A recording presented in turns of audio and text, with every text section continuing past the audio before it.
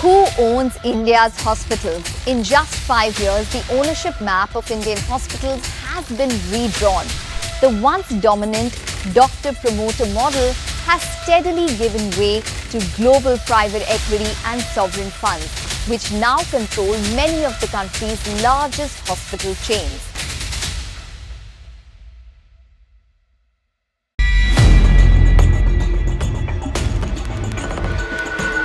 Your father had complained for fever and weakness and desires medical attention. You walk in along with him to a private hospital. You inquire with the receptionist for a bed availability. She just says, no, there's no bed available. Meanwhile, while you're at it and requesting her repeatedly, another gentleman walks in with his father, and his father has an issue with chest. Severe chest pain for quite some time and palpitation. The receptionist doesn't check any system, anything, just calls the doctor and directs the patient to a room immediately in the hospital. Yes, with the room name and the number. She also calls for 2 ward boys to offer a stretcher or a wheelchair to take his father to the right place. Now, while this happens, you wonder what has happened. Is this guy a big shot? But you don't see any red light vehicle any nearby. You don't recognize him to be any big shot industrialist or businessman or bureaucrat. You wonder what is the case over here. And this is a matter of concern because he's not the only person witnessing this kind of a situation. There are a lot of people who have witnessed the same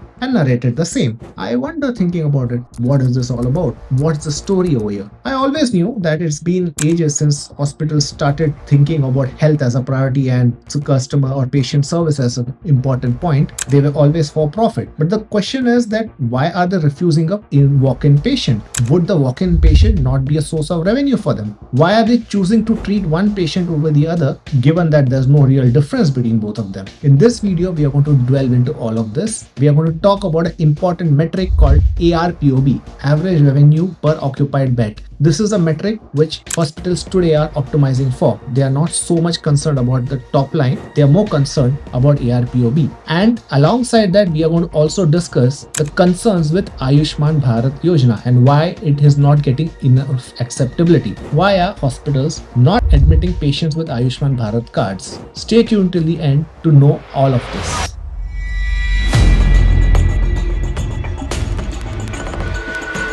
In the last decade, large private equity funds have poured in thousands of crores in India's healthcare sector, particularly the top hospital chains. Name Apollo, name Max, name many. When the money comes in, of course it increases capacity, which is a good thing. India needs a lot of beds per thousand. We are one of the lowest. But the problem is that this kind of money comes in with a question. What's my return on investment? Now, when you are focusing on return on investment and the investor, like a private equity, has massive control over you, they decide the operational metrics which you need to maximize in order to serve their interests. So the point is that right from history, hospitals wanted higher revenue, but now they are optimizing for something which the private equity firms want. And they decide this metric based on their own global experience of investing in many healthcare chains. The metric that they have decided is ARPOB. So what ARPOB means? It means that how much does a patient pay a hospital for 1 day of stay. So in essence, it says that think of hospital as like a hotel. So if you avail a presidential suite, you pay a lot more. If you avail a mid-sized room, you pay lesser than that. If you avail just a lodge service, then it's a lot lesser. Hospitals unfortunately cannot do that to a great extent because the room rents are capped. So what do they make money out of? They make money out of the kind of treatment offered. So instance that say non-sharing single room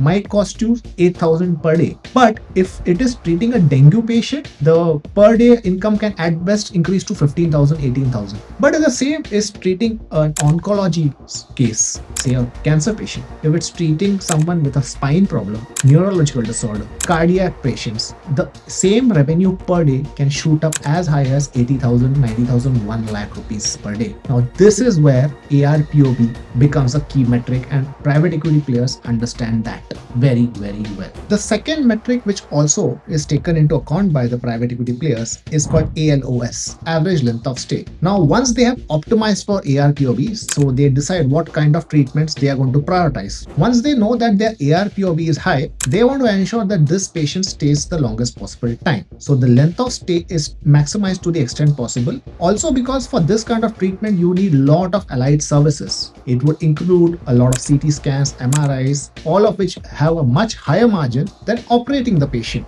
So average length of stay becomes another key metric, ARPOB being the first one. With these two metrics in mind, it becomes very clear that it's a case of hospital deciding whom they are going to treat rather than the patient deciding which hospital is going to treat it. And yes, the power has shifted that way. Any which ways, we didn't have a lot of medical facilities in our country. In fact, most of those are also concentrated in metros. And now with this large hospital chains taking over the healthcare in the metros and tier 1 cities, things are only getting worse for the patient. So pray to God that if at all you fall ill to a disease which is in the preferred list of any large hospital or a private hospital. The other option you have, of course, is going to a government hospital, and you know what it takes to be there.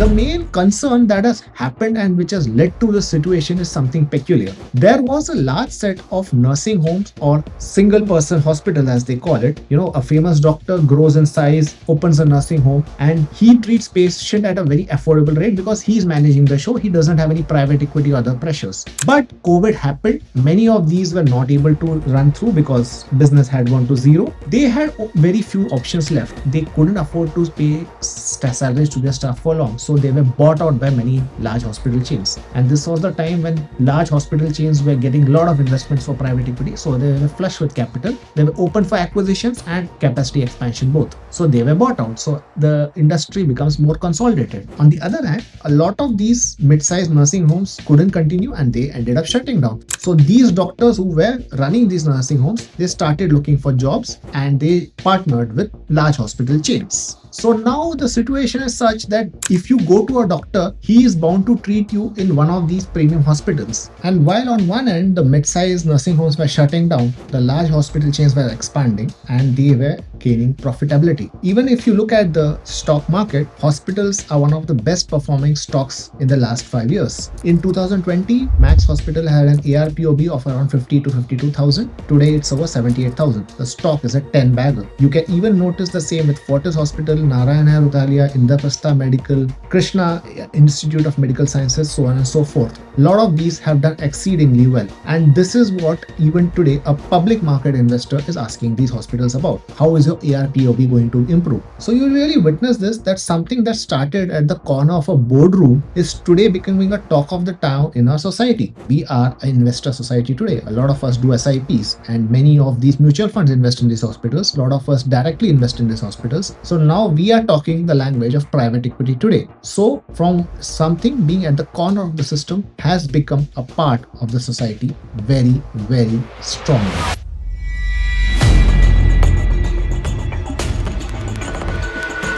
Prime Minister Modi was very excited and very interested in serving the underprivileged, and he launched the Ayushman Bharat card. This card would offer an insurance up to 5 lakh rupees to everyone within the family. This insurance should get accepted in all private hospitals and every government hospital. That's what the vision was. But as it stands today, the hospitals which got empaneled with Ayushman Bharat, many of them are de-empaneling themselves. A lot of them are refusing to accept patients with Ayushman Bharat card or refuse treating them. Many of them are straight away saying that we don't accept patients of Ayushman Bharat. Today also spoke to doctors across different states, and all of them agree that hospitals have to admit and treat Ayushman card holder patients, but also accepted that the wait time for such patients is generally far too long.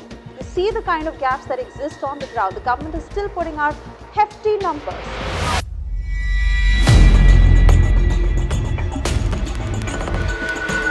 So why is it so? What is the reason of this happening? The main problem is that when a hospital empanels itself to accept patients of Ayushman Bharat, it has to set up a separate desk, a separate team, a separate administrative unit to look into this matter. Because Ayushman Bharat patients have to be treated separately, reported separately. They are subject to a lot of audits, including CAG audits. Second point is, you know how the payment mechanism works in any government department. You ask a contractor how long it takes to get your payment due even after certification. The same pattern is getting followed in the healthcare sector. So hospitals find it very difficult to get their dues, to get their claims passed, even after treating the patient. And a lot of time those claims get rejected, the genuine ones, despite them pursuing aggressively, despite the fact that they have shown all the proofs correctly. It's all about one bureaucrat sitting at the other end and evaluating what a doctor has treated. So this is the main problem of system. I mean, in a system where trust is in deficit, nothing works. The policy was very good, mind you. I appreciate our Prime Minister for bringing this up. In fact, it was very much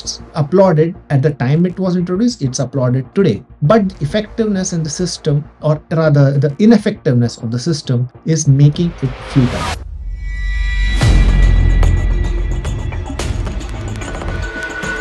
The other aspect is that even if they are confident of getting their claim passed and they get their dues, it takes so long that it hurts their operating cash flows. So the working capital intensifies. And when you are a large hospital chain, you can ill afford an operating cash flow deficit because you have quarterly reportings to do. Investors will pin you down big time. And last thing you want is that your stock to get derated in the stock market.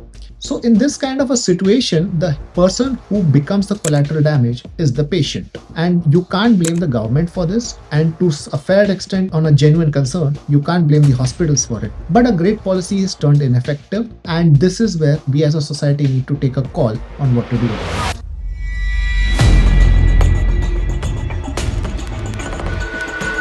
Over the next many years, maybe 5, 7, 8 years, there's going to be a tectonic shift in the way families and society starts thinking about healthcare. They are going to clearly move towards prevention rather than cure. There is going to be an upsurge in demand for nutraceuticals, Ayurvedic products, Ayurvedic and exercises. Yoga will take off in a big way. So the point is like this. A family would simply do a math that a 3 or 4 day stay can wipe off my savings. The best thing Tiger can do is focus on prevention, because the cure is practically only for the elite.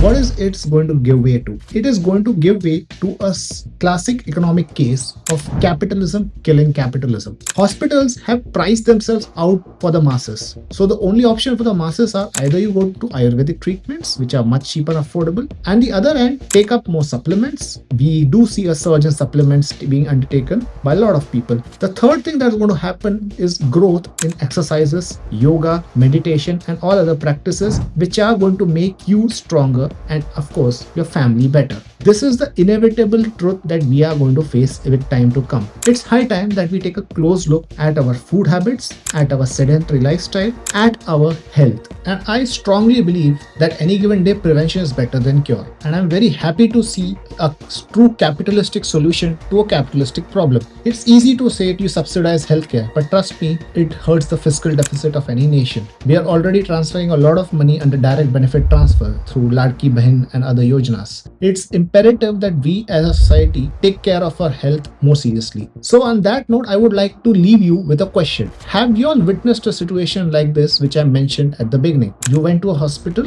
you asked for admission, you were denied. You just saw someone else getting admitted, albeit for a disease which is likely to be more profitable. If your answer is yes, please comment yes in the comment section below. I would love to hear from you about more of such experiences. Feel free to share the same. And please subscribe to my channel. I'll continue bringing more such case studies which are for your benefit, which could be an eye-opener for the society, which could be of use to you, and something which you can do independently and not by depending on anyone else. Thank you very much for watching.